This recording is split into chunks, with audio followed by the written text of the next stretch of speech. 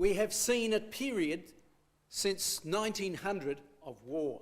The 20th century was a period of chaos, plunging the world into World War I and II, and over 36 wars, according to Britannica. This century we're in today, the 21st century, has been probably just as deadly, with 8 deadly conflicts, according to Britannica. And here's a graph of the wars or conflicts that have been fought since the Second World War. Apparently, over 90 conflicts have been fought worldwide since that time. So we live in a time of utter chaos, when things are not really very safe. And up in Russia, there is this gentleman, Vladimir Putin. And okay, this is quite some time ago, but he stated, apparently, that he had a new plan for world domination. And that has been his desire for a long time. And if he doesn't achieve it, certainly the leader that follows him will, as the scripture shows. So what do we see? Well, Russia has been preparing for war for a long time. It has been preparing for war and is now acting. Let's come back a little. Russia prepares for war. Every year there's the annual Red Square Victory Parade. And here's one maybe 10 years ago. And it has continued year by year. Here's the headlines in a British paper. Russia is actively preparing for war in Europe. And here we can see. And look at the date of that. So Russia, since that time, the first picture, right through to this time, has been preparing for war and has continued to do so. Here's 2020. Look at the Red Square Parade that year. The escalation of weaponry is huge. This is only a little touch of what he's done. In Russia, all the young people, since they pass 17, amongst the men, are called up for 6 months, if not longer, into the army. So they are well trained to some degree. Those who stay on are a huge army. They reckon about 2 million. So it's a huge number that they've been developing there in Russia at this time. But where things are going. We'll look back over the last 2 years, all right? 2001, 2002. Look what's happened. Russia's been into Belarus and Belarus has fallen. We'll look at that in a second. They've exercised the Zapad military exercise, which they do every 30 or 40 years. We'll look at that in a second. They've now gone into Ukraine. And now they're attempting to crush Europe by limiting the amount of gas, oil and food supplies. And we'll look at that in some detail in a moment. And now, Russia is threatening to take Ukraine, then Europe, and I believe the Middle East. Well, here we are, back 2002. And here's Putin shaking hands with the leader of Belarus. Finally, he capitulated. The threat of war in the area of Belarus, they just gave up eventually. Gave up. Soft annexation inside the Russian takeover of Belarus. The Kremlin is achieving its strategic goals. Here's one of them. Belarus is stealthily and steadily methodical in the occupation of Belarus. And so here's Belarus taken over by Russia. Belarus has now fallen under the influence of Russia. Now listen to this, gentlemen. Belarus president says, don't worry, the whole continent of Europe is on the verge of war. It's only the beginning, he says. You wait. I can see what's going to happen. That's why we gave up. Well, it was sensible. We wasn't losing people.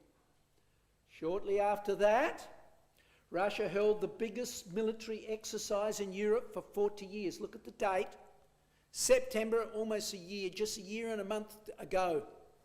This was a huge economic movement, a military movement. 200,000 troops from Russia, 290 tanks, 230 artillery pieces were moved there to the borders of Europe, threatening Europe. The largest exercise by Russia in 40 years. Amazing. And then, now they're threatening to take Ukraine.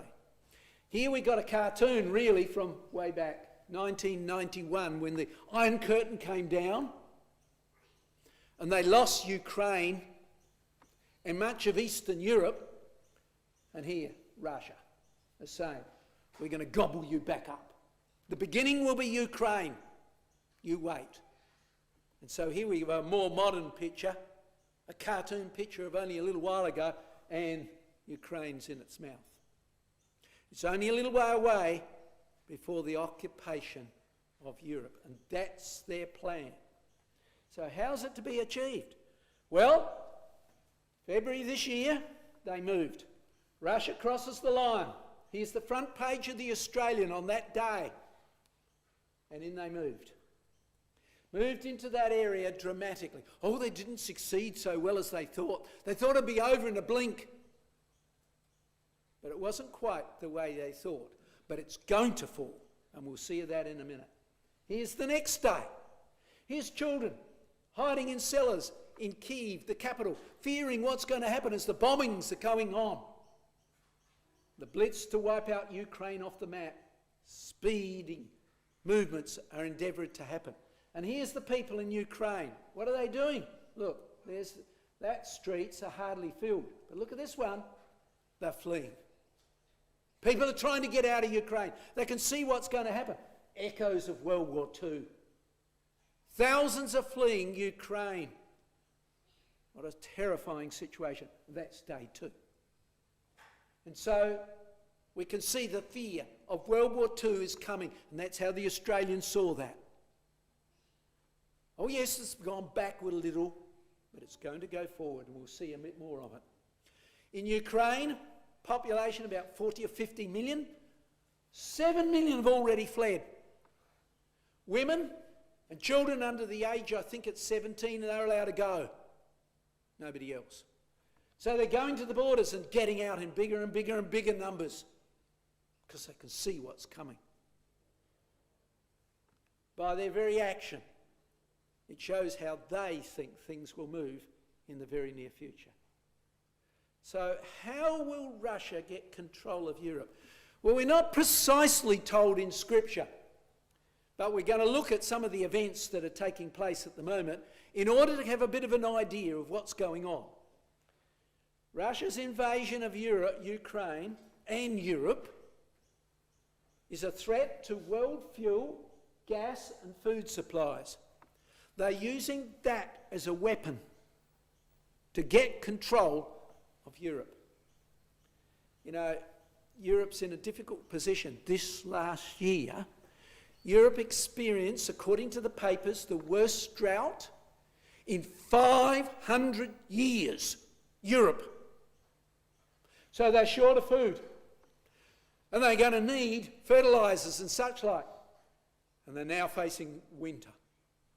Things are looking very, very difficult for Europe. Here's what Mr. Putin aims to use. Control of gas and petrol, fuel, oil. Gazprom cuts daily transit via Ukraine to the 2-year low. Oh yes, it's the start of this year, but they're creating a shortage, which will be dramatically seen in the cold period. You know, you stop and pause and think about Russia during the Second World War. Go back in your mind for a moment. Russia defeated, some degree, Germany. How did they do it? Germany came up with all their tanks, and the tanks froze. They couldn't start them in the morning. They'd light a fire under them to get the motors moving, and they'd often blow up. The men would come out of the tanks, and they didn't have clothing enough for winter. The Germans lost terribly huge numbers of men and equipment in Russia during the Second World War. Who won that bit for Russia? They say General Winter. And it looks like Mr. Putin is going to use that now. Turn off the gas.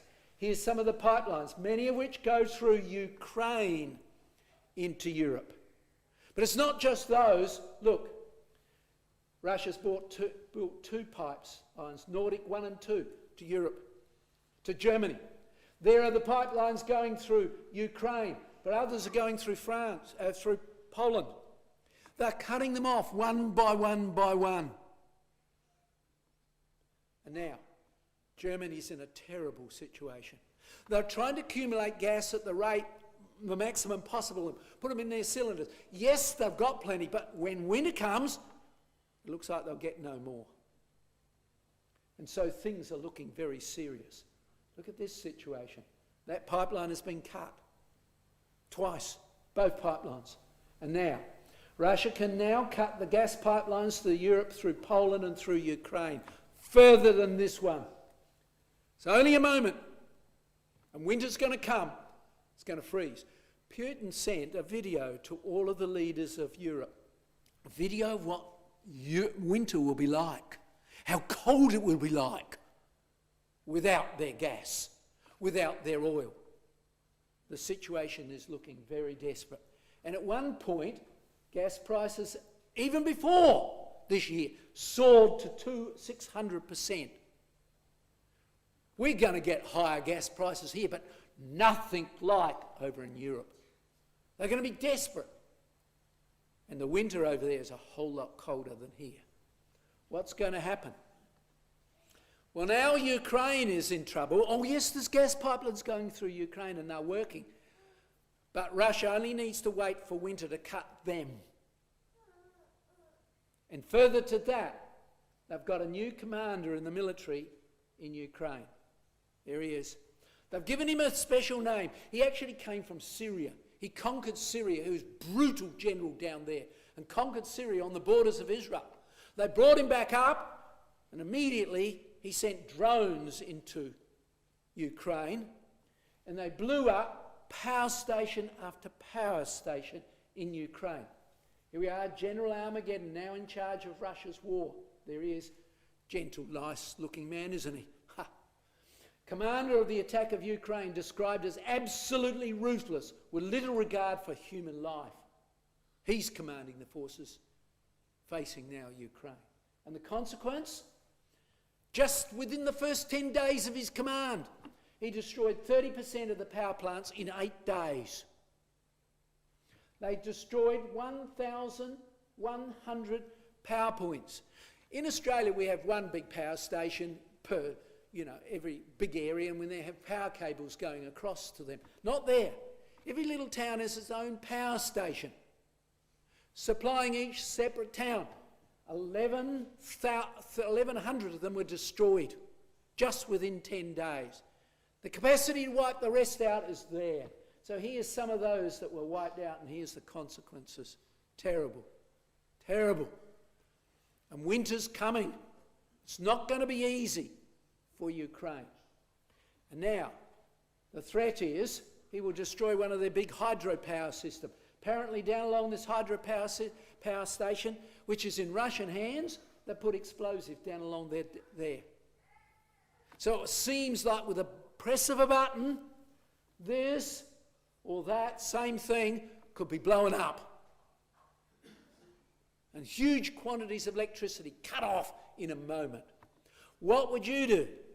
You think of living in Ukraine, which is a cold, cold city. Cold, cold country. And further to that, Russia threatens to revive old nuclear fears in Central Europe. They're saying we could drop a dirty bomb on you. Not a big one, but a dirty bomb. Could wipe out much of Ukraine if we like. What a fear. What a fear for the area of Ukraine. But now, remember I told you that if they cut off that gas and that oil, it'll be terribly cold for winter. But now, look at the date. Yesterday, or the day before. Russia halts Iranian Black Sea grain exports, citing an attack on Crimea. They said, listen, Ukraine, you attacked the area over here in Crimea, we're going to get you. We're stopping all the grain going out through here into the Mediterranean, into Europe and into Africa. Remember, Europe has experienced the biggest drought in 500 years. They're short on food. Where can they get it? Well, the exported grain into the world system coming from this area is about 40% of the world's supplies that is exported by ship. Huge quantities. And Europe could be completely cut off in a moment. And areas like Egypt and Africa too, cut back dramatically. Russia says, we will stop that grain going out. We will stop it. And there we are. The United Nations brokered grain deal is crucial for the foods market.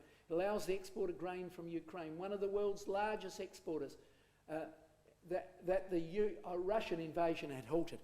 Much came from Russia and much came from Ukraine together. Huge quantities. And now they're threatening to cut off both of those areas coming out through here. So it's really looking quite critical.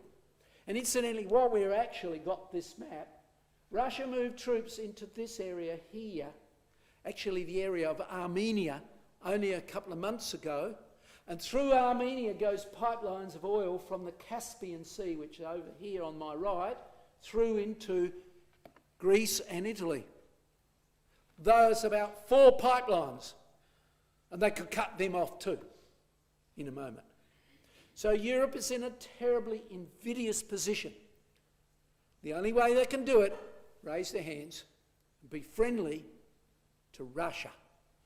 Well, why Russia has invaded Ukraine and what does Putin want? Listen to Mr. Schulz, the leader of Germany. Germany Schulz believes Putin wants to build a Russian empire.